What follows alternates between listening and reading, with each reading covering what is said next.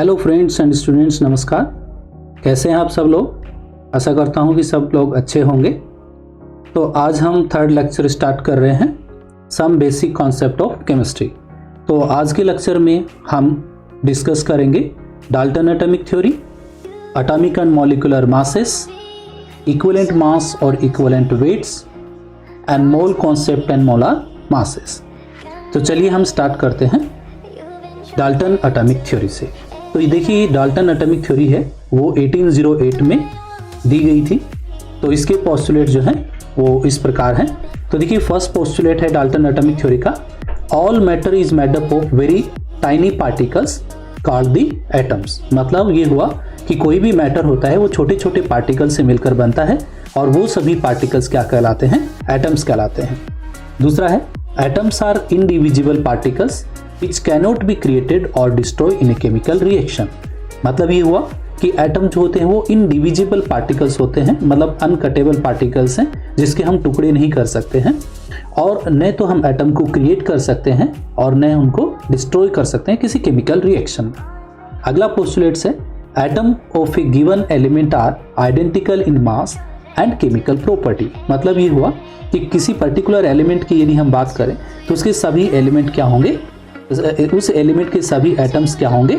Identical होंगे with respect to mass. सबका mass equal होगा, सब की केमिकल प्रॉपर्टी भी क्या होगी? सेम होगी। जैसे फॉर एग्जांपल मैंने आयरन रोड लिया, तो उस आयरन रोड में यदि प्योर आयरन रोड है तो सभी एटम जो होंगे वो Fe के ही होंगे।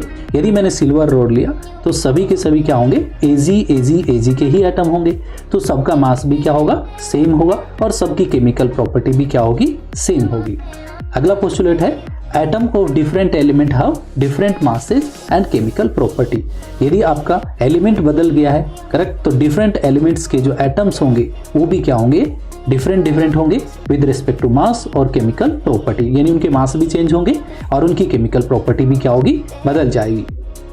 Atoms combine in the ratio of small whole numbers to form the compounds. यानी ये कोई भी जब कंपाउंड सिंथेसाइज होता है या कोई भी कंपाउंड बनता है तो उसमें एटम्स जो होते हैं वो एक फिक्स रेशियो में क्या होते हैं? कंबाइंड होते हैं। तो उनमें क्या होता है? उनका एक स्मॉल होल नंबर रेशियो रहता है। नेक्स्ट जो पोस्टुलेट है वो ये है the relative number and kind of atoms are constant in a given compound. मतलब ये हुआ कि किसी भी गिवन कंपाउंड के अंदर जो एटम का जो रिलेटिव नंबर होता है एटम्स का वो क्या होगा? कांस्टेंट होगा। जैसे फॉर एग्जांपल वाटर, यदि हम वाटर का केस ले लें तो वाटर के अंदर ऑक्सीजन और हाइड्रोजन का क्या होता है? एक फिक्स एटम का एक फिक्स नंबर होता है, एक रिलेटिव नंबर होता है। जैसे 2 हाइड्रोजन यहाँ पर और एक क्या है? ऑक्सीजन है। तो ये क्या है? एक आपका रिलेटिव नंबर है, करेक्ट, और वो कांस्टेंट रहेगा। ये नहीं वाटर आप कहीं से भी सिंथेसाइज करो या रिवर वाटर हो, ठीक है, तो कहीं से भी वाटर आपको मिला हो या आपने लेबोरेटरी में सिंथेसाइज किया हो, लेकिन यहाँ पर आपका एटम्स जो है वो रेशियो जो है वो कांस्टेंट रहेगा। तो ये थी डाल्टन्स एटॉमिक थ्योरी। तो अभी हम देखते हैं एटॉमिक एंड मॉलिक्यूलर मासेस। तो एटॉमिक और मॉलिक्यूलर मासेस का क्या मीनिंग है? तो देखिए, द एटॉमिक मास और the mass of an atom is actually very small because atoms are extremely small. क्योंकि एटम इतना छोटा है कि जिसको हम आँख से तो देख ही नहीं सकते, तो इतने छोटे का मास हम कैसे कैलकुलेट करेंगे? That is nothing but atomic mass है, correct. But nowadays we have sophisticated technique that is mass spectrometry for determining the atomic masses fairly accurately। मतलब ये हुआ कि आज के ज़माने में हमारे पास ऐसी sophisticated इंस्ट्रूमेंट और टेक्निक्स अवेलेबल है जिसका नाम है मास स्पेक्ट्रोमेट्री। तो मास स्पेक्ट्रोमेट्री को यूज़ करके हम किसी भी एटम का क्या निकाल सकते हैं? एटॉमिक मास एक्यूरेटली डिटरमाइन कर सकते हैं। But in the 19th century scientists could determine mass of one atom relative to another by experimental means as has been mentioned earlier। इसका मतलब ये हुआ कि 19th century के अंदर जो साइंटिस्ट हैं उन्होंने एटॉमिक मास डिटरमाइन किया एक्सपेरिमेंटल मीन्स, मतलब रिलेटिव एटॉमिक मास कैलकुलेट किए गए। तो जिसमें with respect to hydrogen calculate किया गया, विद रिस्पेक्ट टू कार्बन भी कैलकुलेट किया। तो देखिए, सबसे पहले हम देखते हैं विद रिस्पेक्ट टू हाइड्रोजन। तो hydrogen being highest lightest atom was arbitrarily assigned a mass of 1। मतलब हाइड्रोजन जो है सबसे लाइटेस्ट एटम में आता है और जिसका मास जो है वो असाइन किया गया 1 असाइन किया गया and other element were assign masses relative to it and दूसरे एलिमेंट का जो एटॉमिक मास है वो विद रिस्पेक्ट टू हाइड्रोजन क्या किया गया, कैलकुलेट किया गया। The relative atomic mass of an element with respect to hydrogen may be calculated as और एक्सप्रेस्ड एज। तो इनका जो रिलेटिव मास है विद रिस्पेक्ट टू हाइड्रोजन कैसे कैलकुलेट किया गया, करेक्ट। तो देखिए इसको हम ऐसे कैलकुलेट कर सकते हैं, relative atomic mass of an element is equal to क्या होगा, mass of one atom of the element divide by mass of one atom of hydrogen. Because हम हाइड्रोजन से क्या कर रहे हैं, रिलेट कर रहे हैं, ठीक है। तो जब हम हाइड्रोजन से रिलेट करेंगे तो हम रिलेटिव एटॉमिक मास कैसे कैलकुलेट करेंगे, mass of one atom of element divide by mass of one atom of hydrogen, correct. Then देखिए the relative atomic mass is expressed in unit known as AMU। तो जो relative atomic mass है उनकी जो unit होती है वो होती है AMU। AMU is nothing but क्या होता है, एटॉमिक मास यूनिट। तो इस प्रकार से हाइड्रोजन को रेफरेंस मान करके रिलेटिव एटॉमिक मास क्या किया गया, कैलकुलेट किया गया। नेक्स्ट जो एटॉमिक मास जो कैलकुलेट किया गया है वो है विद रेस्पेक्ट टू कार्बन, ठीक। तो देखिए however the present system of atomic masses is based on carbon 12 as the standard and has been agreed upon in 1961। मतलब 1961 के बाद जो भी हम एटॉमिक मास जो कैलकुलेट किए गए हैं वो with respect to carbon 12 calculate किए गए, तो कार्बन 12 को स्टैंडर्ड माना गया। तो in this system carbon 12 is assigned A mass of exactly 12 atomic mass unit. मतलब उस कार्बन का जो कार्बन 12 है उसका एग्जैक्टली जो एटॉमिक मास जो डिटरमाइन किया गया AMU में वो था 12 and masses of all other atoms are given relative to this standard. और बाकी सभी एलिमेंट का एटॉमिक मास है वो with respect to carbon 12 calculate किया गया। तो the relative atomic mass of an element with respect to carbon may be expressed as. तो देखिए विद रिस्पेक्ट टू कार्बन हम रिलेटिव एटॉमिक मास किसी भी एलिमेंट का कैसे कैलकुलेट करेंगे। तो यहां पर भी देखिए relative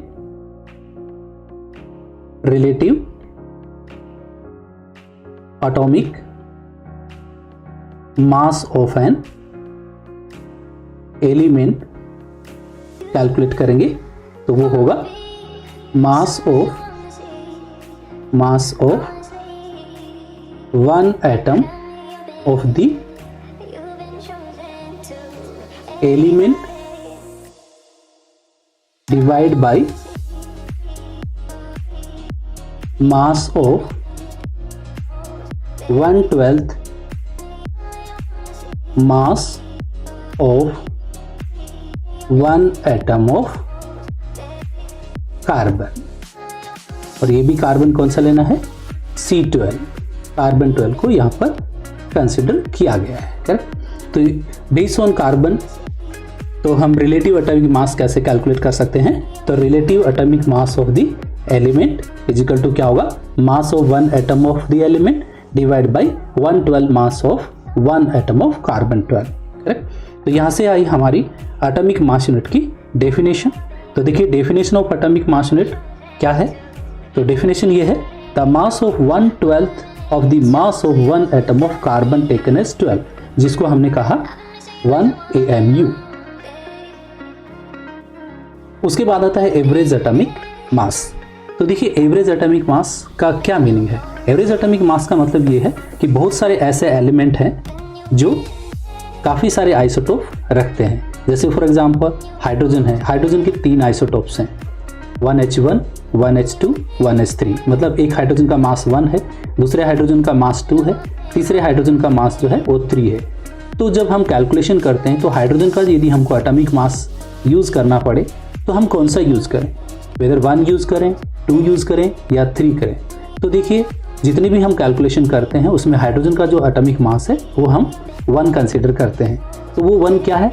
it is the average atomic mass. मतलब हम क्या करेंगे, सभी आइसोटोप को यूज करके उनका एवरेज एटॉमिक मास क्या करेंगे, कैलकुलेट करेंगे। तो ये एवरेज एटॉमिक मास कैलकुलेट करने के लिए हमारे पास क्या क्या होना चाहिए, सभी आइसोटोप के मास रहने चाहिए और सभी का हमको natural abundance, percentage natural abundance पता होना चाहिए। तो उससे हम क्या निकाल सकते हैं, एवरेज एटॉमिक मास निकाल सकते हैं। करेक्ट। तो देखिए, many naturally occurring element exist as more than 1 isotopes.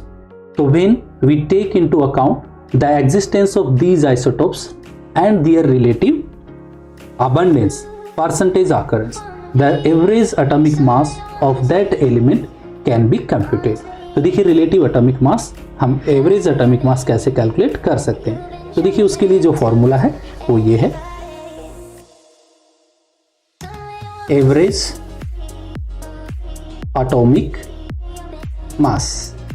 तो यदि हमको एवरेज एटॉमिक मास निकालना है तो फॉर्मूला है, सबसे पहले हम क्या करेंगे, एटॉमिक मास, यदि फॉर एग्जांपल हमारे पास 2 आइसोटोप हैं तो atomic mass of first isotope लेंगे और उसको उसकी परसेंटेज अबंडेंस से मल्टीप्लाई करेंगे। तो नेक्स्ट क्या होगा, परसेंटेज अबंडेंस। तो ये जो परसेंटेज अबंडेंस होगा वो भी हमारा किसका होगा, फर्स्ट आइसोटोप का होगा। उसके बाद उसको प्लस करेंगे, फिर atomic mass of second isotope, उसको भी मल्टीप्लाई करेंगे परसेंटेज अबंडेंस से, percentage abundance of second isotope. और उसके बाद क्या करेंगे, टोटल जो परसेंटेज है हमारा उसको इसको क्या करेंगे, डिवाइड करेंगे। तो मतलब डिवाइड बाई 100 करेंगे। करेक्ट। तो इस प्रकार से हम क्या कर सकते हैं, एवरेज एटॉमिक मास कैलकुलेट कर सकते हैं। तो हम यहाँ पर एक एग्जाम्पल लेंगे और उसका एवरेज एटॉमिक मास कैलकुलेट करेंगे। तो देखिए, एक एग्जाम्पल है, एग्जाम्पल मैं आपको बता देता हूँ। तो carbon has the following 3 isotopes, carbon के 3 आइसोटोप्स हैं with relative abundance and masses as shown in the diagram against each of them. मतलब ये हुआ कि आप राइट साइड में आप देख सकते हो, कार्बन 12 है, कार्बन 13 है, कार्बन 14 है। तो कार्बन की 3 आइसोटोप्स हैं जिनका नेचुरल अबंडेंस भी गिवन है। कार्बन 12 98.9% में मिलता है, कार्बन 13 1.1% है, कार्बन 14 0.0001% में है। तो जब हम कैलकुलेशन करते हैं तो कार्बन का हमेशा जो एटॉमिक मास है वो 12 ही लेते हैं। क्यों लेते हैं, क्योंकि वो कार्बन 12, कार्बन 13 और कार्बन 14 का क्या है, एवरेज आउट किया गया है। करेक्ट। तो देखिए, ये जो गिवन डेटा है इससे हम इसका एवरेज एटॉमिक मास कैसे कैलकुलेट करेंगे। ठीक है। तो सबसे पहले देखिए, हमारे पास 3 आइसोटोप हैं, मैंने अभी आपको बताया था।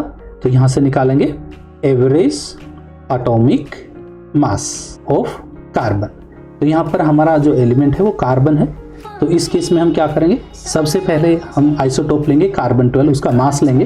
तो कार्बन 12 का हमने U जो है 12U जो ले लिया, उसको उसके हम क्या करेंगे, रिलेटिव अबंडेंस से मल्टीप्लाई करेंगे जो कि 98.9% है। करेक्ट। तो आप इसको ले सकते हो 98.9%। करेक्ट। फिर उसके बाद दूसरा जो हमारा आइसोटोप्स है वो है कार्बन 13। तो कार्बन 13 को कैसे लेंगे, 13U उसका एटॉमिक मास है और उसका जो परसेंटेज है वो है आपका 1.1%। उसके बाद जो हमारा थर्ड आइसोटोप्स है उसका वो है कार्बन 14। तो 14U उसका क्या है, एटॉमिक मास है। करेक्ट। और उसका जो परसेंटेज है अबंडेंस वो है आपका 0.001%। करेक्ट। और लास्ट में क्या करेंगे, इसको हम 100 से क्या करेंगे, डिवाइड कर देंगे। करेक्ट। तो इसमें 2 तरीके हैं, या तो आप 100 से लास्ट में डिवाइड कर दो, या फिर आप जो आपने 98.9% लिया था वहीं आप 100 डिवाइड कर देंगे इंडिविजुअल में। तो फिर आपको सबको लास्ट में डिवाइड करने की ज़रूरत नहीं है। तो वहाँ पर जो परसेंटेज है उसको डिवाइड बाई 100 करके ले लेंगे, तो ये कैलकुलेशन करने की ज़रूरत नहीं है। तो इसको जब आप कैलकुलेट करोगे तो ये आता है आपका 12.011U आता है। करेक्ट। तो इसके लिए यहाँ पर जो वैल्यू आई है वो है 12.001। तो बहुत सारी हम कैलकुलेशन जब करते हैं और कार्बन का जब एटॉमिक मास कंसीडर करते हैं तो वो 12.011U। इसके बाद हम लेते हैं मॉलिक्यूलर मासेस। करेक्ट। तो मॉलिक्यूलर मास क्या होता है, सबसे पहले हम मॉलिक्यूलर मास देख लेते हैं। तो देखिए मॉलिक्यूलर मास इज द क्या होता है, sum of atomic masses of the element present in the molecule. मतलब किसी मॉलिक्यूल में जितने एटम्स होते हैं सभी एटम्स के एटॉमिक मास को यदि हम सम कर दें तो हमको मॉलिक्यूलर मास मिल जाता है। यानी it is obtained by multiplying the atomic mass of each element by the number of its atom and adding them together. तो यहाँ पर कुछ एग्जाम्पल ले लेते हैं कि मॉलिक्यूलर मास कैसे कैलकुलेट करेंगे। जैसे फॉर एग्जाम्पल यहाँ पर लेते हैं एग्जाम्पल नंबर 1। तो यहाँ पर देखेंगे molecular mass of ammonia. Let us से अमोनिया का मॉलिक्यूलर मास हमको कैलकुलेट करना है, करेक्ट। तो यहाँ पर कैसे कैलकुलेट करेंगे, तो देखिए atomic mass of nitrogen, correct. तो नाइट्रोजन का एक एटम है और उसका जो एटॉमिक मास होता है वो होता है 14। फिर हम उसको क्या करेंगे, सम करेंगे।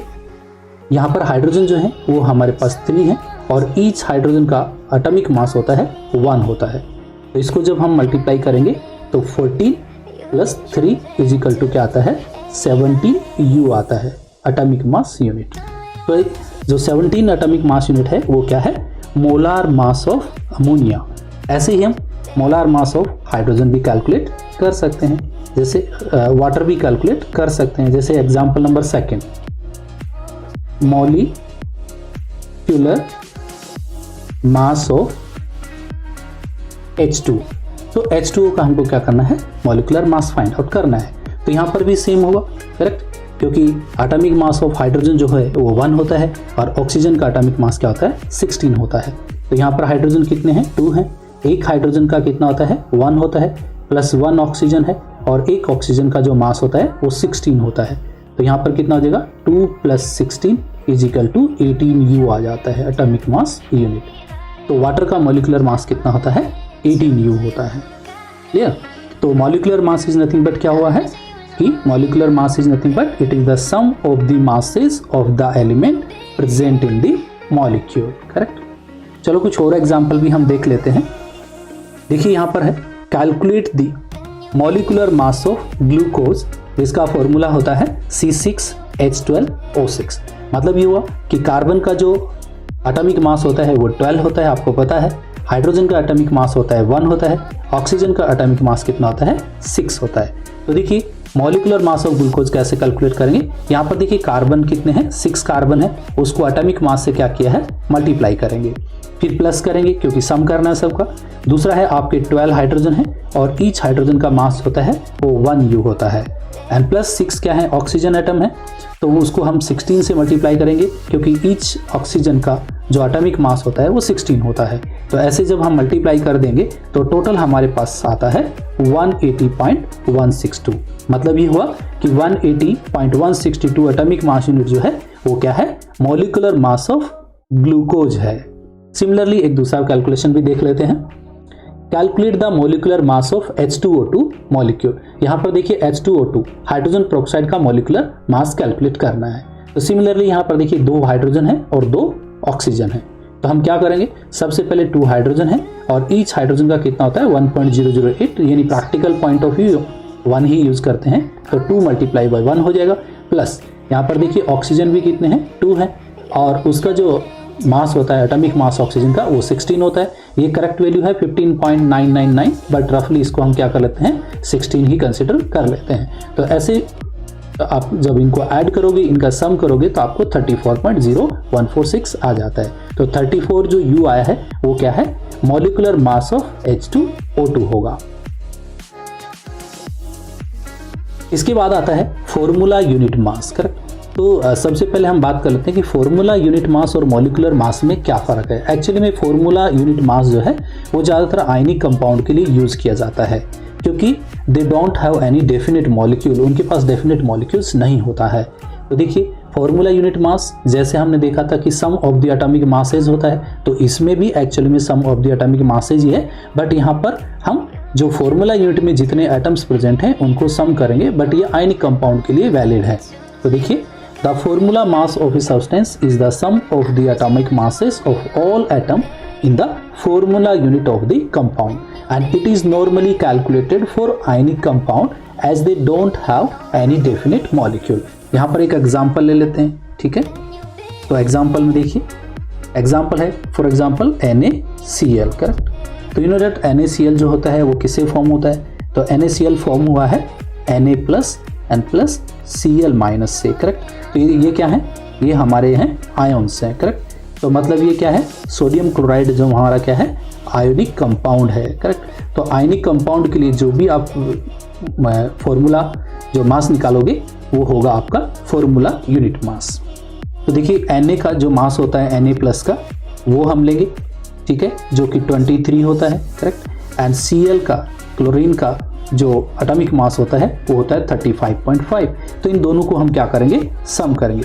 तो NaCl का फॉर्मूला मास कितना हो जाएगा, 23 + 35.5, तो दैट इज नथिंग बट कितना हो जाएगा, 58.5 हो जाएगा, करेक्ट। तो 58.5 जो आया है that is the formula unit mass of NaCl। Right side में ये इसका स्ट्रक्चर दिया गया है, करेक्ट, क्योंकि ये क्रिस्टल है, करेक्ट, क्रिस्टल लेटिस दिया गया है, ये क्यूबिक क्रिस्टल है। तो जिसमें यहाँ पर आप देख सकते हो कि जो ग्रीन कलर के जो आपके जो एटम है वो क्लोरीन एटम है, और जो आपके वॉयलेट कलर के जो हैं वो क्या है, सोडियम है। तो सोडियम कहाँ कहाँ रहते हैं मैं आपको बता देता हूँ।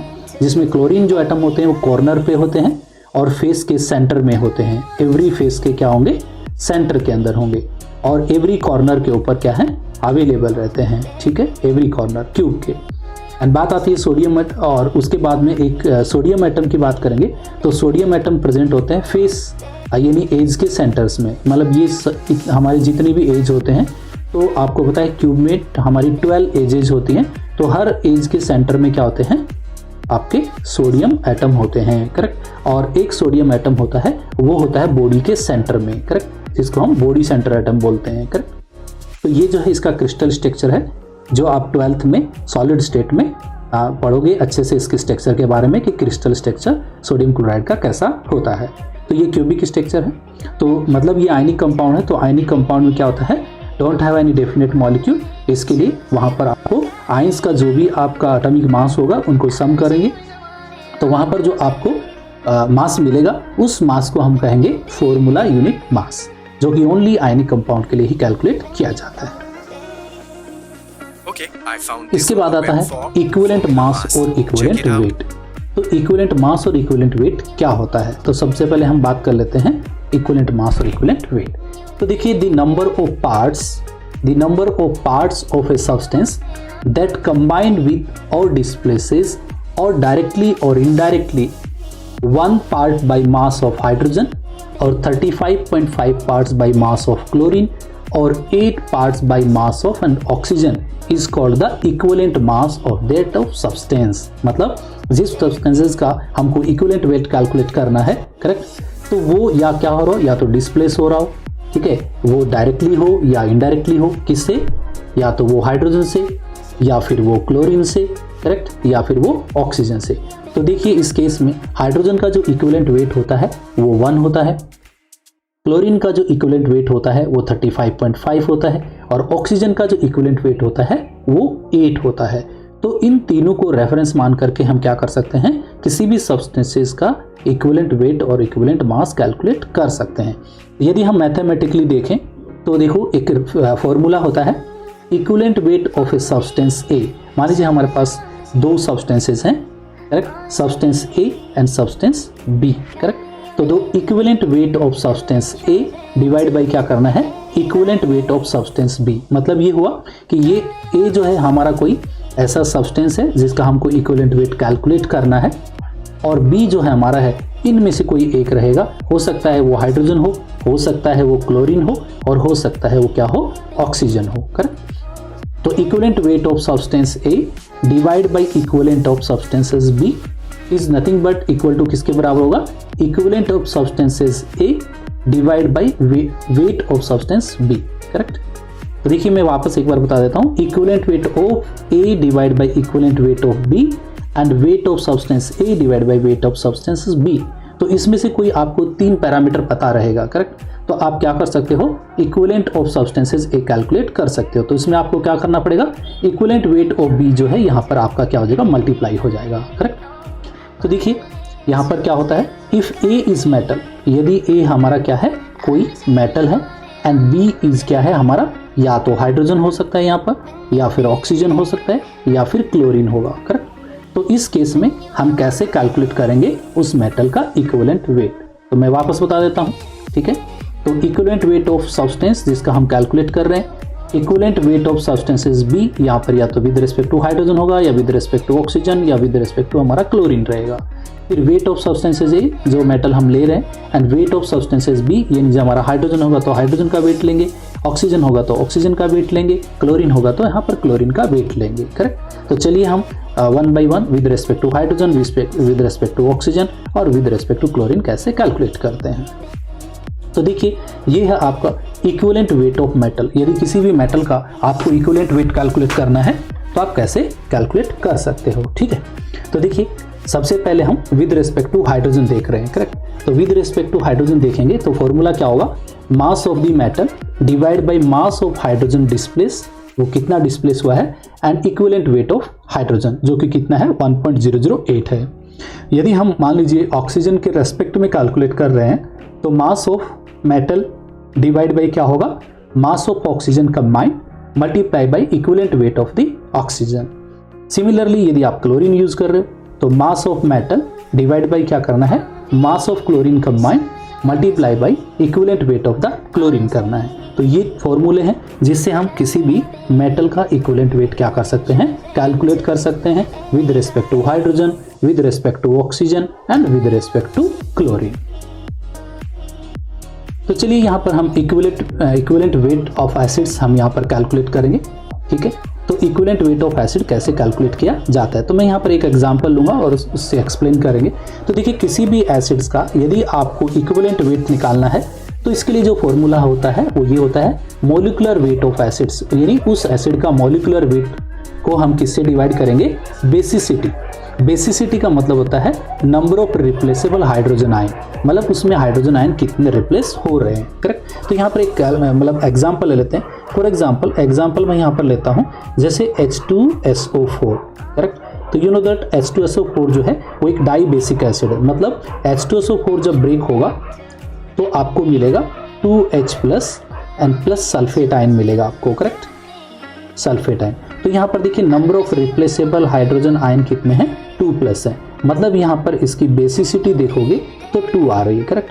तो इस केस में बेसिसिटी जब 2 होती है तो आप इस एसिड का इक्विवेलेंट वेट निकालोगे तो यहाँ पर देखिए इक्विवेलेंट वेट ऑफ H2SO4 कितना होगा, करेक्ट। तो फॉर्मूला सेम है, मॉलिक्यूलर मास क्या करना है, ऊपर लेना है, मॉलिक्यूलर मास ऑफ H2SO4, और H2SO4 का मॉलिक्यूलर मास जो होता है वो 98 होता है, करेक्ट। और डिवाइड बाय बेसिसिटी, बेसिसिटी जो है यानी number of replaceable hydrogen ion वो यहाँ पर कितने हैं, 2 हैं। तो दैट इज नथिंग बट कितना हो जाएगा, 98 डिवाइड बाय 2 करेंगे तो ये आ जाता है 49, ठीक है। तो जो 49 आया है that is the equivalent weight of the acid, correct. तो ये डाई बेसिक के लिए आपको 2 यूज करना है। और यदि आपका एग्जाम्पल है mono basic, correct, mono basic acid, correct, mono basic acids, जैसे लेटर से HCl है तो HCl जो है यहाँ पर देखिए number of replaceable hydrogen ion जो है ओनली एक ही है, H प्लस है ओनली, करेक्ट। तो यहाँ पर number of replaceable hydrogen ion कितना है, 1 है। तो यहाँ पर आपकी बेसिसिटी कितनी होगी, 1 होगी। मतलब यहाँ पर जब आप इक्विवेलेंट वेट कैलकुलेट करोगे ऑफ HCl देन क्या होगा, molecular weight of HCl divide by यहाँ पर जो बेसिसिटी है वो है आपकी 1 आएगी। तो मतलब इस केस में मॉलिक्यूलर वेट ऑफ HCl जो होता है वो कितना होगा, H मतलब 1 होता है और ये 35.5 होगा, डिवाइड बाय क्या होगा, 1 होगा, दैट इज नथिंग बट कितना होगा, 36.5 डिवाइड बाय 1, तो मतलब 36.5 ही होगा। मतलब ऐसे केसेज में जब मोनो बेसिक एसिड्स रहते हैं तो यहाँ पर मॉलिक्यूलर वेट और इक्विवेलेंट वेट जो होते हैं वो दोनों सेम होंगे, करेक्ट। और मान लीजिए ये आपका क्या है, कोई ट्राई बेसिक एसिड है, करेक्ट, जैसे फॉर एग्जांपल H3PO4। तो इस केस में मान लेते हैं कि number of replaceable hydrogen ion है वो 3H प्लस है, करेक्ट। तो मतलब यहाँ पर जो बेसिसिटी है आपकी कितनी आ रही है, 3 आ रही है। तो ऐसे केसेस में यदि आप इसका इक्विवेलेंट वेट कैलकुलेट करोगे, इक्विवेलेंट वेट ऑफ H3PO4 यदि तीनों हाइड्रोजन रिप्लेसेबल हैं तो वही सेम मॉलिक्यूलर फॉर्मूला आएगा आपका, मॉलिक्यूलर वेट, ठीक है, और डिवाइड बाई क्या आएगा, बेसिसिटी। तो यहाँ पर बेसिसिटी कितना आएगा, 3 आएगा। मान लीजिए मॉलिक्यूलर वेट कितना है, m है, तो ये फॉर्मूला आ जाएगा m/3 आ जाएगा, करेक्ट। तो ऐसे हम किसी भी एसिड्स का क्या कर सकते हैं, इक्विवेलेंट वेट कैलकुलेट कर सकते हैं। चलिए अगला है इक्विवेलेंट वेट ऑफ बेस। यदि हमारे पास कोई बेस हो तो उसका इक्विवेलेंट वेट कैसे कैलकुलेट करते हैं। तो यहाँ पर देखिए बेस के लिए एसिडिटी वर्ड यूज होता है और एसिड के लिए बेसिसिटी यूज होता है। और एसिडिटी का मतलब होता है number of replaceable OH minus ion, correct. तो यहाँ पर भी हम देखो कैसे कैलकुलेट करेंगे। तो किसी भी बेस का इक्विवेलेंट वेट कैसे कैलकुलेट किया जाता है, molecular weight of the base divide by acidity. Acidity is nothing but number of replaceable OH ion, correct. मान लीजिए मेरे पास एक बेस है, करेक्ट, उसका फॉर्मूला है MOH, करेक्ट। ये एग्जाम्पल है, एग्जाम्पल नंबर 1। तो MOH है और इसका मॉलिक्यूलर वेट जो है वो कितना है, मान लीजिए M है। तो इसका इक्विवेलेंट वेट कैसे कैलकुलेट करोगे, तो यहाँ पर सबसे पहले रिप्लेसेबल OH देखोगे तो यहाँ पर M प्लस बनता है, N प्लस आपका OH माइनस बनता है। तो यहाँ पर इसकी एसिडिटी जो होगी, इस केस में एसिडिटी 1 है, मतलब नंबर ऑफ रिप्लेसेबल आपके OH आयन। तो इस केस में जब आप इक्विवेलेंट वेट कैलकुलेट करोगे तो इक्विवेलेंट वेट कितना हो जाएगा, मॉलिक्यूलर वेट ऑफ MOH, जो भी आपका बेस होगा उसका मॉलिक्यूलर वेट लेना है और डिवाइड बाई क्या करना है, 1 करना है। तो इस केस में मॉलिक्यूलर वेट भी सेम होगा, ठीक है, और इक्विवेलेंट वेट भी क्या होगा, सेम होगा। तो ये M/1 आ जाता है। और मान लीजिए आपका एग्जाम्पल नंबर 2 है, करेक्ट, और यहाँ पर आपका क्या है, MOH का होल ट्वाइस है, करेक्ट। और यहाँ पर रिप्लेसेबल मेटल आयन भी कितने हैं, मान लीजिए 2 प्लस है, N प्लस 2OH माइनस है। तो इस केस में एसिडिटी जो आ रही है, number of replaceable OH minus ion, वो यहाँ पर 2 आ रहे हैं। तो इस केस में इक्विवेलेंट वेट यदि आपका होगा तो वो क्या होगा, M/2 होगा, ठीक है। और सिमिलरली यदि आपका आ रहा है MOH का whole thrice, correct, whole thrice, तो इस केस में क्या होगा, M3 plus N plus 3OH minus, correct. तो ऐसे केसेस में जब आप इक्विवेलेंट वेट निकालोगे तो आपका फॉर्मूला क्या बनेगा, M/3 होगा, करेक्ट। तो ऐसे हम क्या कर सकते हैं, equivalent weight of basis calculate कर सकते हैं। यहाँ पर चाहे तो एक एग्जांपल ले सकते हैं। एग्जांपल यहाँ पर देखिए, फॉर एग्जांपल सोडियम हाइड्रोक्साइड आपने लिया, करेक्ट। तो देखिए सोडियम हाइड्रोक्साइड के केस में हम कैसे कैलकुलेट करेंगे, जैसे मान लीजिए आपने NaOH लिया, करेक्ट। तो NaOH जब ब्रेक होता है तो ये देता है आपको Na plus N plus OH minus. तो यहाँ पर एसिडिटी जो है ये 1 आ रही है और इसका जो मॉलिक्यूलर वेट होता है वो होता है आपका 23 प्लस 16 प्लस 1 दैट इज 40 होता है, करेक्ट। तो इक्विवेलेंट वेट क्या होगा, तो equivalent weight is equal to क्या हो जाएगा, 40 divide by basis acidity. Acidity यहाँ पर 1 है तो ये 40 ही इसका इक्विवेलेंट वेट होगा। मतलब सोडियम हाइड्रोक्साइड के लिए मॉलिक्यूलर वेट भी 40 होता है और इक्विवेलेंट वेट भी क्या होगा, 40 ही होगा, करेक्ट। क्यों, क्योंकि यहाँ पर एसिडिटी क्या है, 1 है। तो यहाँ पर फॉर्मूला कौन सा लगेगा, M/1 लगेगा, करेक्ट।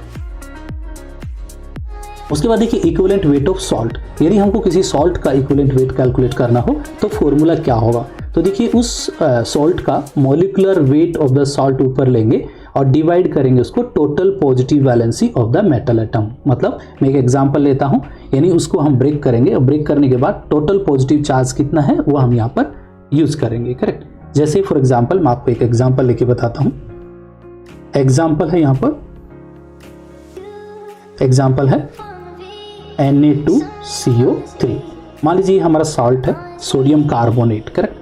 तो इसका मॉलिक्यूलर वेट कितना होगा, तो मॉलिक्यूलर वेट निकालने के लिए क्या करेंगे, 2 मल्टीप्लाई बाई 23, क्योंकि एटॉमिक मास जो है, एटॉमिक मास सोडियम का 23 होता है, 2 एटम है, प्लस कार्बन 1 है, कार्बन का यहाँ पर कितना होगा, 12 होगा, एंड प्लस 3 ऑक्सीजन एटम है और ईच ऑक्सीजन का 16 होता है। तो जब आप इसको कैलकुलेट करोगे तो ये 106 आ जाता है, करेक्ट, मॉलिक्यूलर वेट।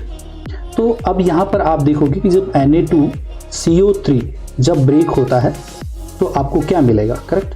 तो यहाँ पर मिलेंगे 2 Na plus ion and plus carbonate ion CO3 2 minus. तो यहाँ पर टोटल पॉजिटिव चार्ज की जब हम बात करें तो यहाँ पर पॉजिटिव चार्ज कितना आ रहा है, 2 प्लस आ रहा है, करेक्ट। तो मतलब ये हुआ कि यहाँ पर जो वैलेंसी हमको मिली है वो मिली है 2+। तो जब हम इसका इक्विवेलेंट वेट कैलकुलेट करेंगे तो equivalent weight of Na2CO3 sodium carbonate का इक्विवेलेंट वेट क्या होगा, फिर यहाँ पर लेंगे हम मॉलिक्यूलर वेट ऑफ Na2CO3 और डिवाइड बाई हम क्या करेंगे यहाँ पर positive charge, correct, positive valency मतलब 2 से इसको क्या करेंगे डिवाइड करेंगे, that is nothing but 106 divide by हम क्या करेंगे 2 करेंगे। तो ये फॉर्मूला कैलकुलेट होकर के हमारे पास जो वैल्यू आएगी वो 53 आती है, करेक्ट। तो जो ये 53 आया है दैट इज नथिंग बट क्या होगा, equivalent weight of the salt होगा, करेक्ट।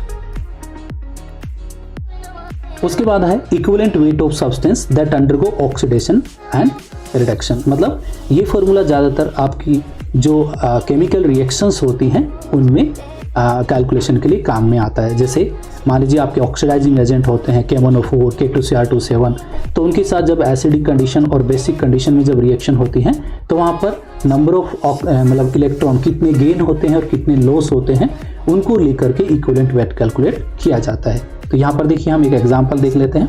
तो यहाँ पर एग्जाम्पल है, तो इसमें हम कैसे कैलकुलेट करेंगे, तो उसमें molecular weight of the substance, जिस सब्सटेंसेस के बारे में बात कर रहे हैं उसका मॉलिक्यूलर वेट ऊपर लेंगे और डिवाइड करेंगे चेंज इन ऑक्सीडेशन नंबर। मतलब change in oxidation is nothing but कितने नंबर ऑफ इलेक्ट्रॉन गेन हुए हैं या कितने नंबर ऑफ इलेक्ट्रॉन लॉस हुए हैं, ठीक है। तो उतना जो डिफरेंस आएगा आपका वो आएगा चेंज इन ऑक्सीडेशन नंबर। तो देखिए यहाँ पर एक एग्जाम्पल है, when KMnO4 reacts under acidic conditions change in oxidation number from +2 +7 to +2। मतलब यहाँ पर ये हुआ कि यहाँ पर जो KMnO4 है एक्चुअल में, तो KMnO4 में Mn का जो ऑक्सीडेशन स्टेट है यहाँ पर MnO4, ठीक है, वो आपका +7 है यहाँ पर, करेक्ट, KMnO4 के अंदर, और ये एसिडिक कंडीशन में, ठीक है, और ये जा रहा है आपका Mn2+ में जा रहा है, करेक्ट। तो यहाँ पर आप देख सकते हो कि ऑक्सीडेशन स्टेट का जो डिफरेंस आया है ना, +7 से +2 का जो डिफरेंस आपको देखना है।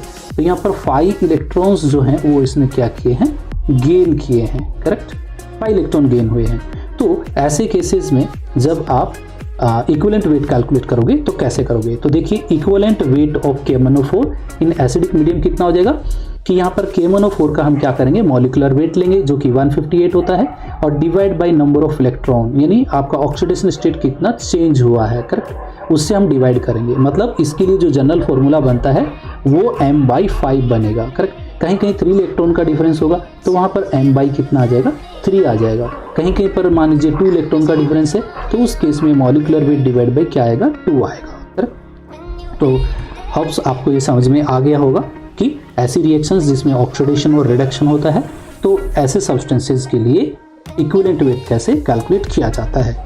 एक इम्पोर्टेंट नोट है, तो इम्पोर्टेंट नोट ये देखिए, for volatile metal chlorides equivalent weight and atomic weight are related as, मतलब यदि कोई वोलाटाइल यदि कोई मेटल क्लोराइड है तो उस केस में उसका एटॉमिक वेट निकालने के लिए फॉर्मूला आता है atomic weight is equal to क्या होता है, इक्विवेलेंट वेट इनटू वैलेंसी। तो ऐसे हम वोलाटाइल मेटल्स क्लोराइड के लिए कैलकुलेट कर सकते हैं।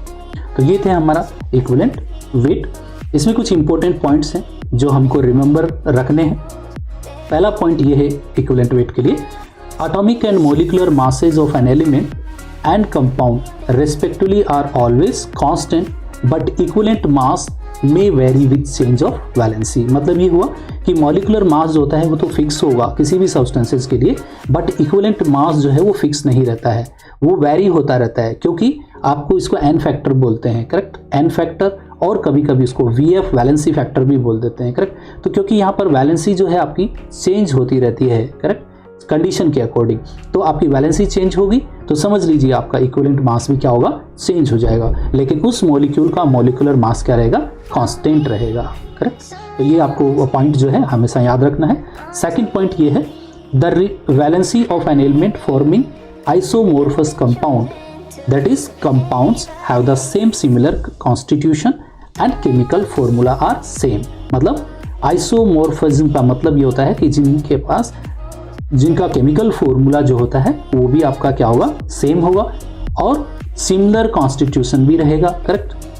तो देखिए, तो ऐसे केसेस में वैलेंसी जो होंगी करेक्ट। सेंट्रल एटम की जो वैलेंसीज होंगी वो भी क्या रहेंगी, सेम रहेंगी। जैसे यहाँ पर देखिए क्रोमियम का वैलेंसी, सेलेनियम का वैलेंसी, सल्फर का वैलेंसी यदि हम देखें K2Cr2O4, K2SeO4 एंड K2SO4, तो आपको इन तीनों में देखना है। यहाँ पर आपको क्रोमियम की ऑक्सीडेशन स्टेट देखना है, यहाँ पर आपको सेलेनियम का ऑक्सीडेशन स्टेट देखना है, और यहाँ पर आप सल्फर का ऑक्सीडेशन स्टेट देखोगे, करेक्ट। तो देखिए यहाँ पर क्रोमियम का जब ऑक्सीडेशन स्टेट कैलकुलेट करोगे तो +6 आता है, यदि आप सेलेनियम का कैलकुलेट करोगे तो भी +6 आता है, और यहाँ पर सल्फर का करोगे तो भी क्या आता है, +6 आ रहा है। तो ऐसे केसेस में आपकी जो वैलेंसीज होंगी, यदि ये आइसोमॉर्फस कंपाउंड हैं, ठीक है, तो इनके सबका सेंट्रल एटम का ऑक्सीडेशन स्टेट भी क्या होगा, सेम होगा। तो ये पॉइंट भी आपको रिमेंबर रखना है।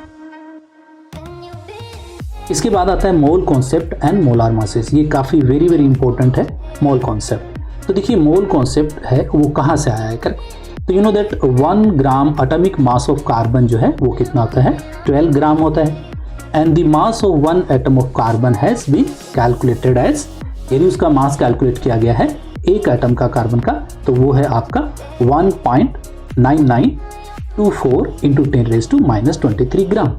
The number of carbon atom in 12 gram of carbon can be calculated as, तो यहाँ पर हम नंबर ऑफ कार्बन कैसे कैलकुलेट करेंगे, करेक्ट।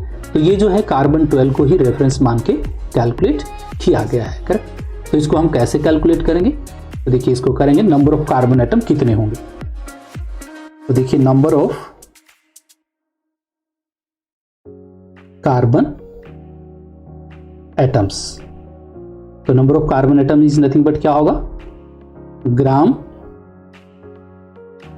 एटॉमिक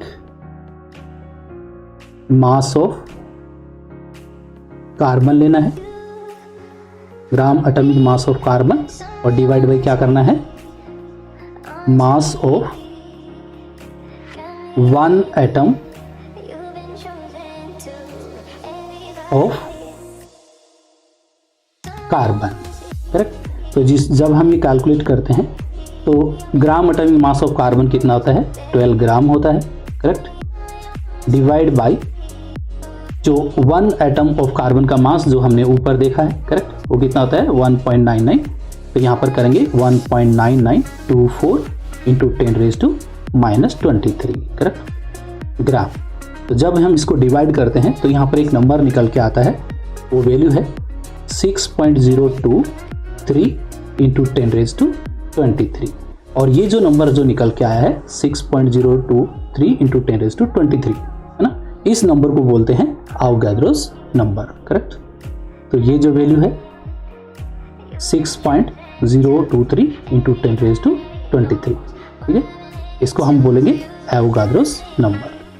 तो यहाँ पर किसी जगह पे इसको Na से लिख देते हैं, किसी जगह पे आपको एन नोट से लिखा हुआ मिलेगा, बट दोनों का मीनिंग सेम है, Avogadro's number, correct, which is represented as या तो Na होगा और sometime it is N not, correct. तो ये दो डिनोशन है, यानी रिप्रेजेंटेशन है, आप Na से भी रिप्रेजेंट कर सकते हो और N0 से भी रिप्रेजेंट कर सकते हो। तो ऐसे मोल कॉन्सेप्ट आया, तो ये 1 मोल की वैल्यू रहती है इतनी, करेक्ट। तो इसका मतलब ये हुआ कि यदि किसी सब्सटेंसेस का आपके पास 1 मोल है तो उसमें नंबर ऑफ पार्टिकल्स कितने होंगे, 6.023 इंटू 10⁻23 पार्टिकल्स उसके अंदर रहेंगे, करेक्ट। तो कुछ एग्जाम्पल ले लेते हैं और कैसे हम मोल कैलकुलेट करेंगे।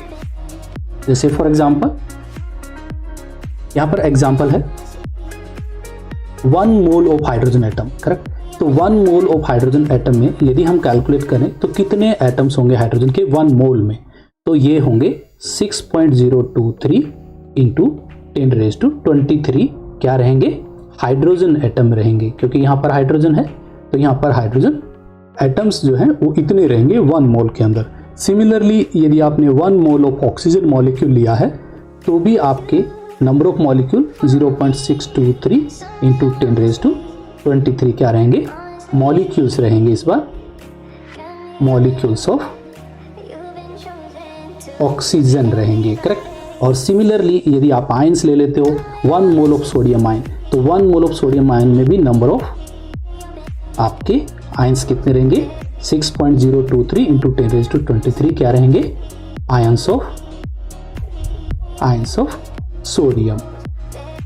तो इतने आयंस रहेंगे। तो यानी सब जगह पे आपने देखा कि मोल जो है वो 1 है। यहाँ पर 1 मोल आपका हाइड्रोजन एटम देखा, यहाँ पर 1 मोल आपने ऑक्सीजन मॉलिक्यूल देखा, यहाँ पर 1 मोल आपने क्या देखा है आयंस देखा है। तो सभी में नंबर ऑफ पार्टिकल्स जो होंगे या नंबर ऑफ एंटिटीज क्या रहेंगी सेम रहेंगी। तो ये है आपका मोल कॉन्सेप्ट। तो अभी यहाँ पर हम देखते हैं इंपॉर्टेंट है interconversion of mole volume और mass and number of particles. Correct. तो देखिए मोल से आप नंबर ऑफ पार्टिकल में कैसे जाओगे। करेक्ट। तो ये वेरी इंपॉर्टेंट है। तो सबसे पहले हम बात करते हैं नंबर ऑफ पार्टिकल या नंबर ऑफ एंटिटीज। करेक्ट। यदि आपको नंबर ऑफ एंटिटीज से करेक्ट मोल कैलकुलेट करना है तो उस नंबर को आप क्या करोगे अवोगाद्रोस नंबर से क्या करोगे डिवाइड कर दोगे। करेक्ट। तो आपको मोल मिल जाएगा। और यदि आपके पास मोल है करेक्ट और आपको नंबर ऑफ एंटिटीज कैलकुलेट करना है तो उस मोल को आप क्या करोगे Na से मल्टीप्लाई कर दोगे। करेक्ट। तो आपको नंबर ऑफ एंटिटीज पता चल जाएगा। और मान लीजिए आपको मोल पता है और मोल से आपको वॉल्यूम कैलकुलेट करना है। करेक्ट। तो यदि आप मोल से वॉल्यूम कैलकुलेट करना है गैसियस वॉल्यूम तो आपको 22.7 से क्या करना है मल्टीप्लाई कर देना है। क्यों? क्योंकि 22.7 लीटर वॉल्यूम जो है किसी भी गैस का 1 मोल है तो वो इतना लीटर जो स्टैंडर्ड कंडीशंस में ऑक्यूपाई करता है। करेक्ट। तो जितने भी मोल होंगे तो उसको 22.7 से मल्टीप्लाई करेंगे तो आपको वॉल्यूम मिल जाएगा STP पे। और यदि आपके पास में वॉल्यूम गिवन है और आप उसे मोल कैलकुलेट करना है तो आप उसको डिवाइड कर दोगे 22.7 से तो आपको मोल मिल जाता है। करेक्ट। एंड लास्ट जो है आपका मास टू मोल। यदि आपके पास मास गिवन है और आपको मोल निकालना है तो गिवन मास को आपको क्या करना है डिवाइड करना है। किससे डिवाइड करोगे? यहाँ पर 2 वैल्यू है। यदि कोई मॉलिक्यूल है और उसके मॉलिक्यूलर मास से मोल निकालना है तो डिवाइड बाय मॉलिक्यूलर वेट करना है। और यदि आपका एटॉमिक मास है उससे मोल निकालना है तो डिवाइड बाय एटॉमिक मास करना है। करेक्ट। सिमिलरली मोल से आपको मास कैसे निकालोगे? यदि आपको मॉलिक्यूलर मास निकालना है तो मोल को मल्टीप्लाई करना है मॉलिक्यूलर वेट से। करेक्ट। और यदि आपको मोल से एटॉमिक मास कैलकुलेट करना है तो आपको मल्टीप्लाई करना होगा एटॉमिक वेट से। करेक्ट। तो ये जो इंटर कन्वर्जन है ये काफ़ी इंपॉर्टेंट है। आप मोल से वॉल्यूम कैलकुलेट कर सकते हो, मोल से आप मास कैलकुलेट कर सकते हो, मोल से आप नंबर ऑफ पार्टिकल कैलकुलेट कर सकते हो। करेक्ट। और नंबर ऑफ पार्टिकल से मोल कैलकुलेट कर सकते हो, मास से आप मोल निकाल सकते हो और वॉल्यूम से आप मोल कैलकुलेट कर सकते हो। करेक्ट। तो ये एक डायग्राम है जो आपको समझने के लिए है। और इसी चीज़ को यदि आप फॉर्मूला वाइज एक एक चीज़ को आप रिप्रेजेंट करोगे तो आप उसको ऐसे रिप्रेजेंट कर सकते हो। तो देखिए सबसे पहले आता है number of moles of molecules. Correct. Number of moles of molecule मतलब मॉलिक्यूल्स निकालने नंबर ऑफ मोल्स। तो आप कैसे निकालोगे यहाँ पर मॉलिक्यूल के लिए वेट इन ग्राम यानी आपको उनका वेट जो है ग्राम में कंसिडर करना है डिवाइड बाई मॉलिक्यूलर वेट और फॉर्मूला वेट से इसको डिवाइड कर देना है। करेक्ट। तो आपको मोल्स पता चल जाएगा कि नंबर ऑफ मोल्स कितना होगा। उसके बाद में है number of moles of atoms. Correct. किसी एटम का नंबर ऑफ मोल्स कैलकुलेट करना है तो वेट इन ग्राम उसका एटॉमिक जो वेट दिया है गिवन वेट वो हमको ग्राम में लेना है और डिवाइड बाय इस बार एटॉमिक वेट करना है क्योंकि आपको number of moles of atom निकालना है। जब आपने मॉलिक्यूल्स का निकाला था तो divide by molecular formula use किया है, लेकिन जहाँ पर नंबर ऑफ एटम्स मोल निकालना है एटम्स के तो आपने एटॉमिक वेट से डिवाइड करना है। और यदि आपको नंबर ऑफ मोल्स किसके निकालने हैं कोई गिवन पार्टिकल के निकालने हैं तो नंबर ऑफ पार्टिकल को डिवाइड करना है आपको अवोगाद्रोस नंबर से। तो आपको पता चल जाएगा नंबर ऑफ मोल्स कितने होंगे इस पार्टिकल्स में। करेक्ट। और यदि किसी गैसियस का नंबर ऑफ मोल्स कैलकुलेट करना है तो volume of the gas at STP मतलब STP पे जो भी लीटर में आपको वॉल्यूम गिवन है उसको डिवाइड बाई क्या करते हैं 22.4 करते हैं। करेक्ट। तो 22.4 पहले वैल्यू यूज करते थे बट नाउ डेज 22.4 की जगह पे 22.7 लीटर यूज करते हैं। करेक्ट। तो आप 22.7 यूज करोगे। करेक्ट। तो ये था हमारा मोल्स और मोलार मासेस और कैसे मोल की कैलकुलेशन की जाती है। तो thank you for watching. Thank you very much.